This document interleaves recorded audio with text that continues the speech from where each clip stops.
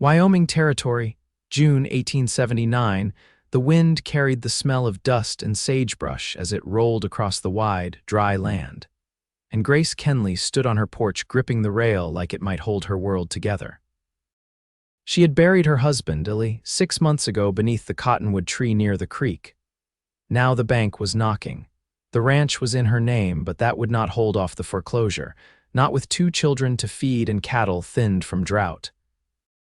Not with her nearest neighbor 10 miles out and her only adult help a farmhand who drank more than he worked. She squinted at the horseman coming up the trail, tall in the saddle, long shadow stretching behind. Her heart clenched. If this was another man from the bank, she did not have it in her to argue, but when he drew closer, she saw he was not dressed like a banker. Worn boots, dust-covered hat, tan skin roughened by sun. A cowboy, plain as day.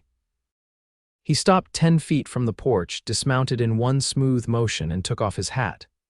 "Ma'am," he said, "name's Zeke Ashford, heard you might be needing a hand." Grace narrowed her eyes. "Who told you that?" Past a man in town said the Kenley ranch was in trouble, figured I'd ride out.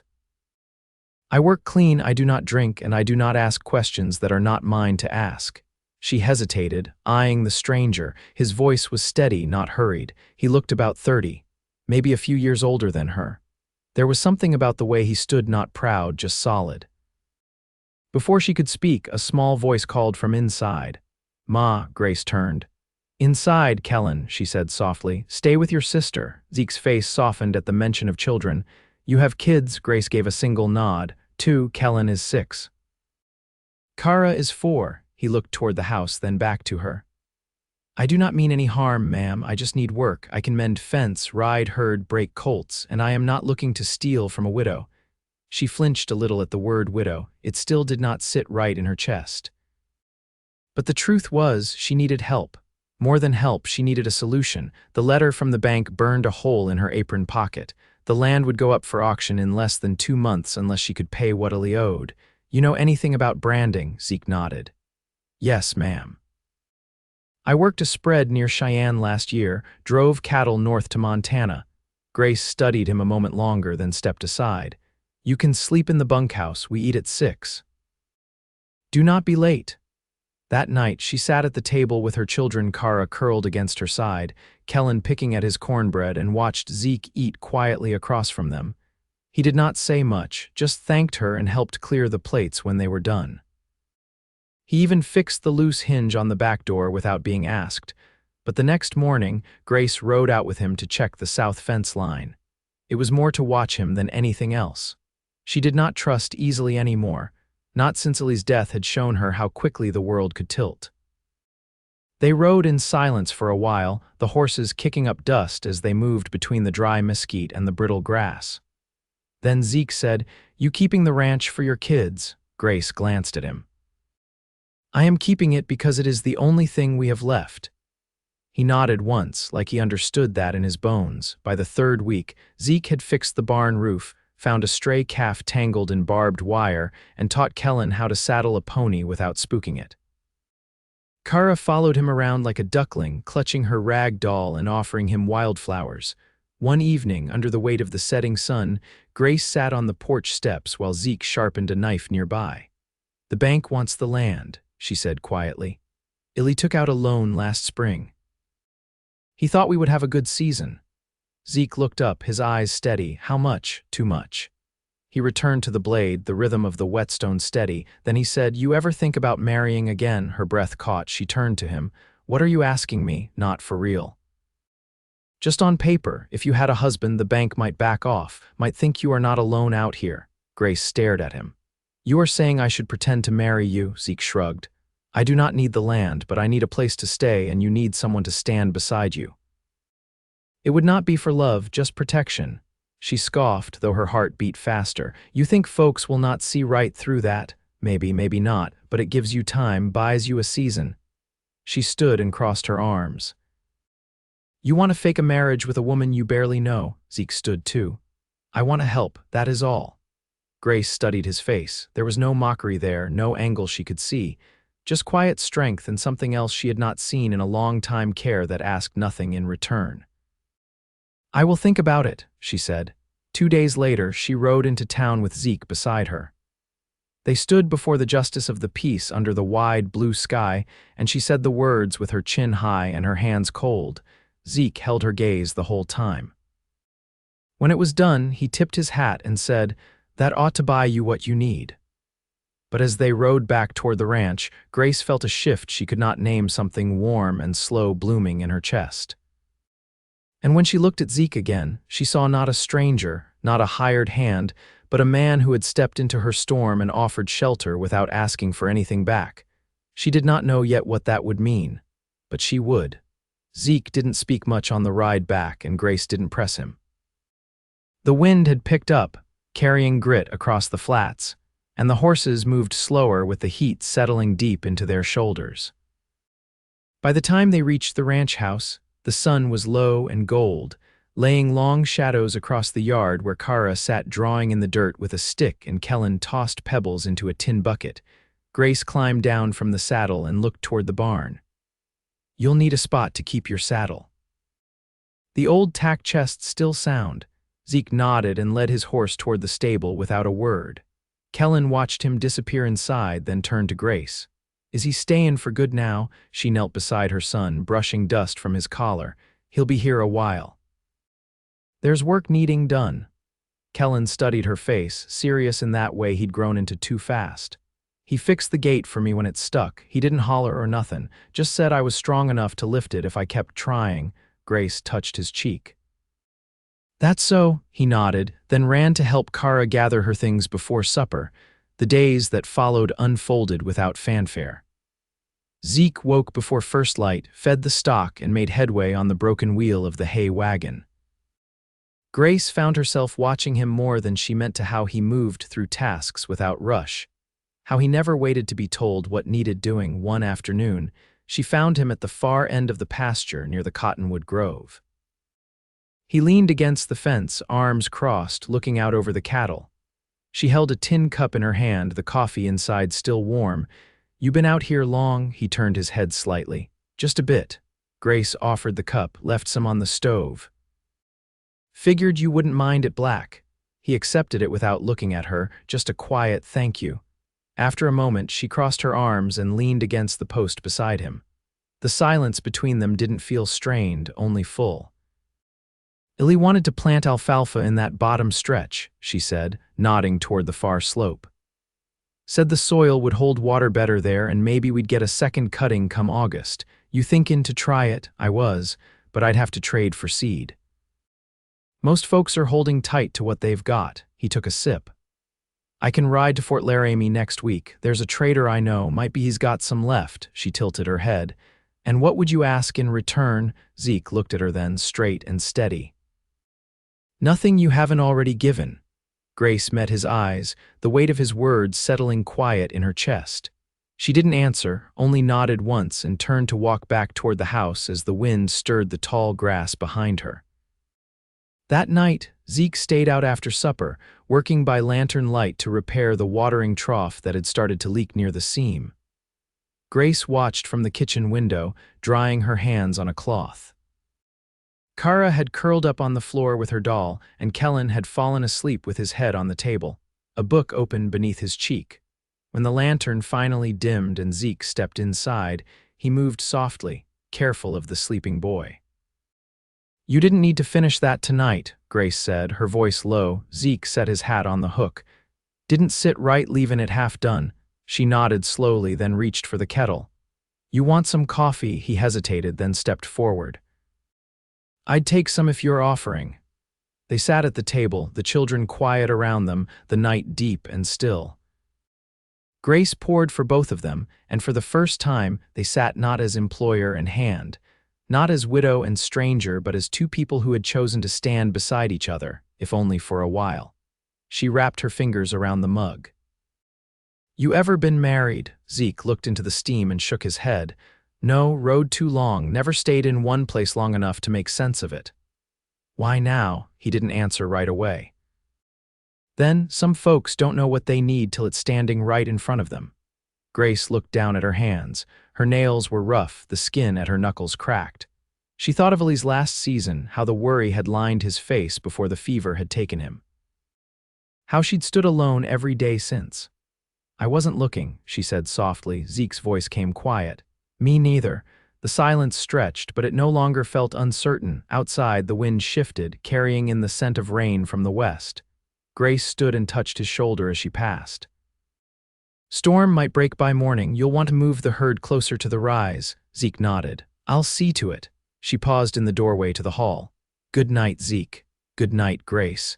And something in the way he said her name made her heart catch, not loud, not sudden, but sure. Like a man who understood that some things were built slow and steady and strong. The rain hadn't come heavy, but it left the earth soft, and by midday the wheel ruts along the ridge path were thick with clay. Grace stood beside the garden bed behind the house, knees damp from kneeling, her hands tucked in dirt up to the wrists. She'd started the carrots too late in the season, but she planted them anyway.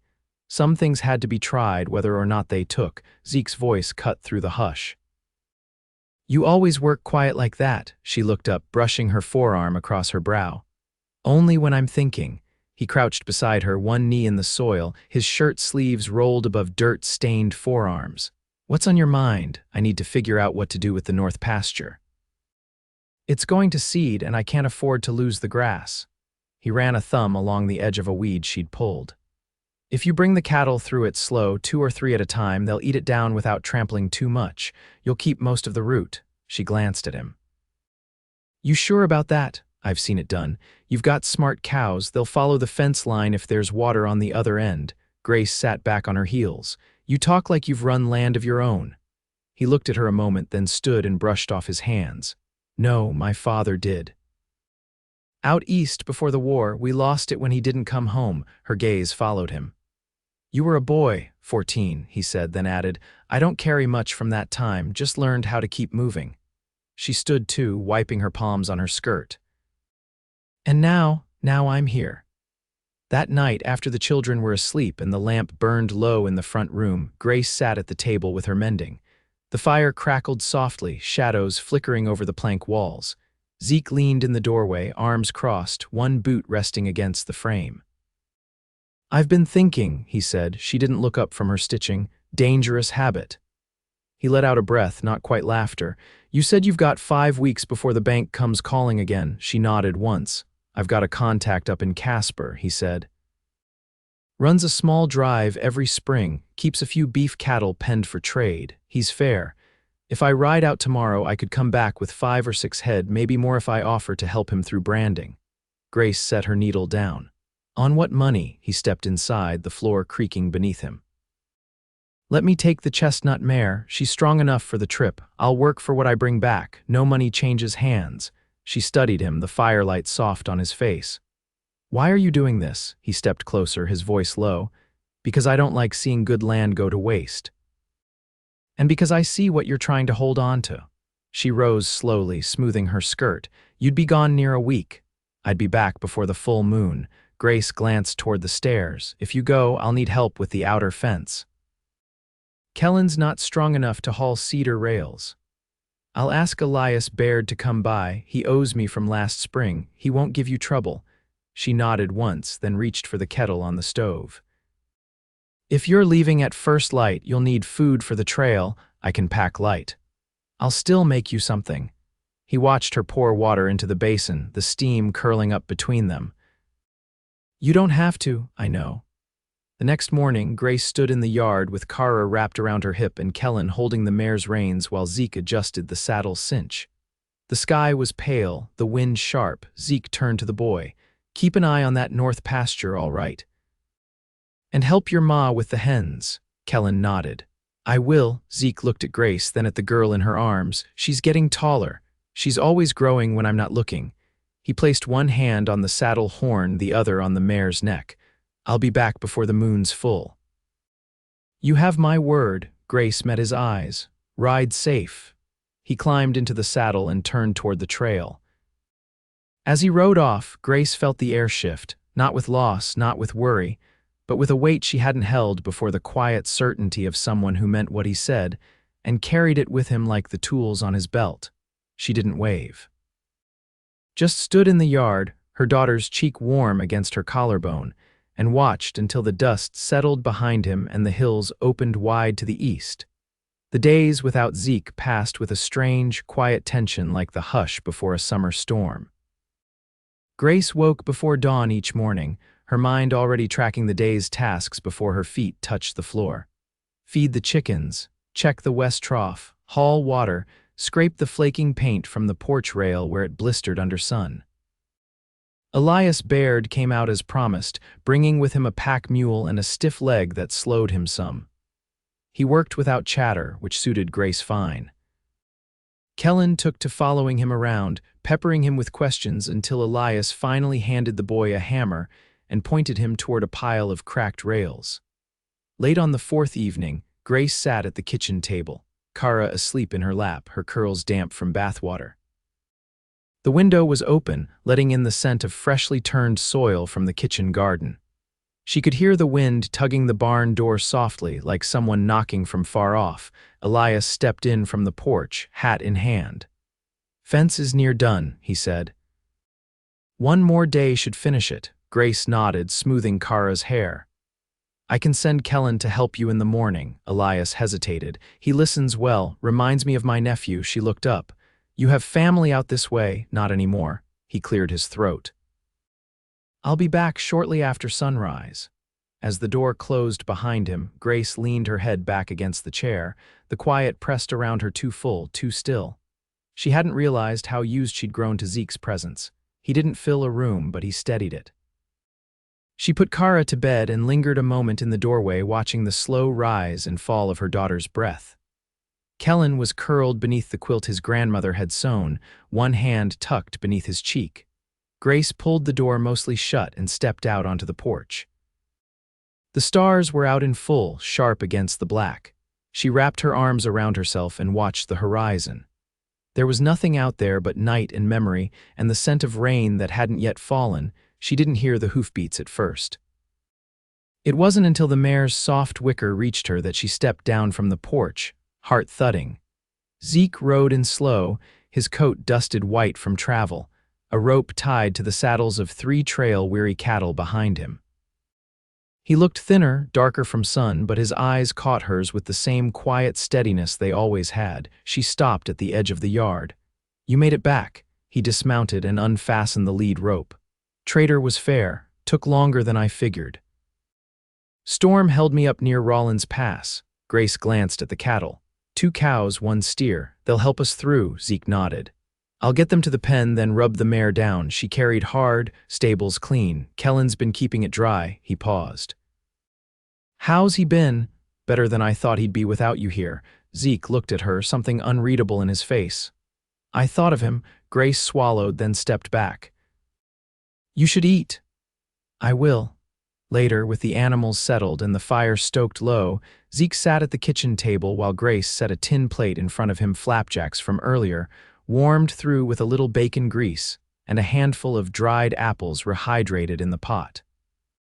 He ate slowly, careful, like a man used to wanting more than he had. Grace sat across from him, her hands resting in her lap. "You didn't have to bring back 3. "I did," he said simply. "You're not just doing this to pay something off." "No," he said. "Not anymore." They sat in silence for a long moment. The fire popped and the wind outside had settled. Grace looked down at the table, then back at him. "You could have kept going," she said. "Once you were out there, no one would have blamed you." "I thought about that," he admitted. "But it didn't sit right." "Why?" Zeke met her eyes. "Because I've spent a long time walking away from things, and for the first time I didn't want to." Grace felt the weight of those words settle into her chest, slow and sure. "You said this wasn't for love," she said quietly. "I did." She stood, stepped closer. "But is that still true?" Zeke rose too, his chair scraping softly across the floor. He didn't reach for her, but he didn't step back either. "No," he said, voice low. "Not for a long time now."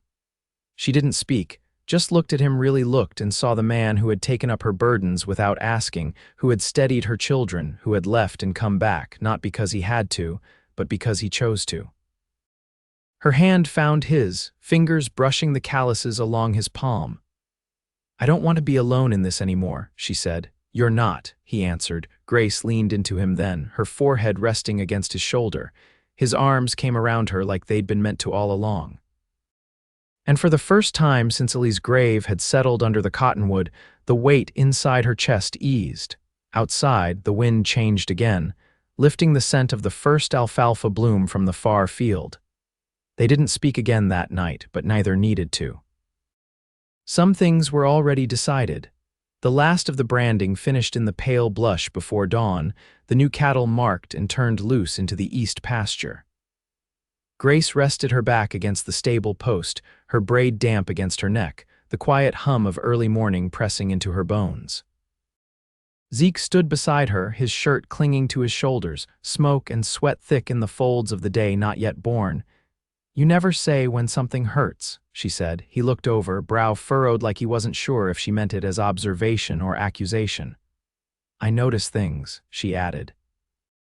"The way you favor your left side after a long ride, the way you twist your shoulder when you lift the gate, you carry pain like it's just part of your gear."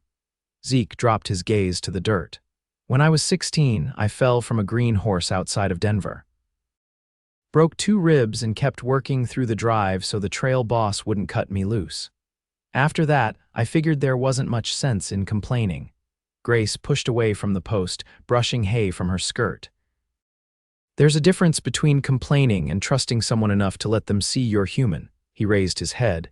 "I'm still learning how to do that." She reached out, her hand settling lightly on his arm. "Then you're not the only one."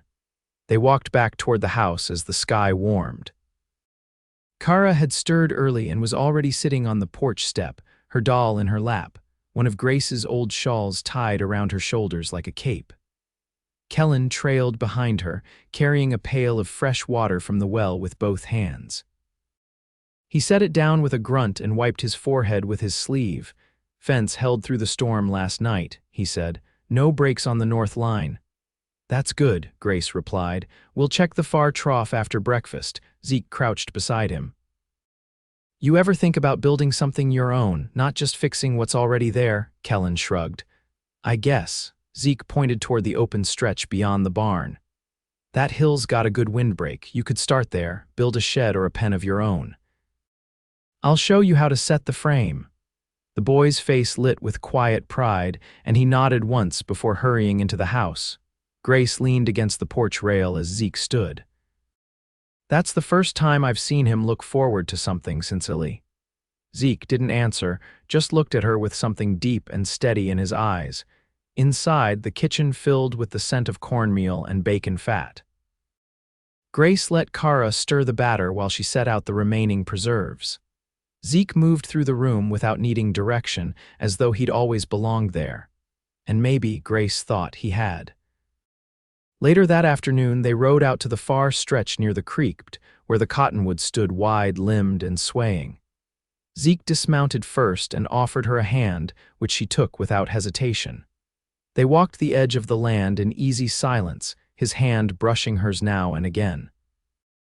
"I spoke to the man from the bank," she said at last. Zeke didn't stop walking. "And he came out yesterday. I showed him the herd, the new fence line, told him you were my husband and we were staying." Zeke turned toward her. "He believed you." "I didn't give him room not to." He nodded slowly. "You want this to stay pretend?" Grace looked out across the grass, the wind tugging at her skirt.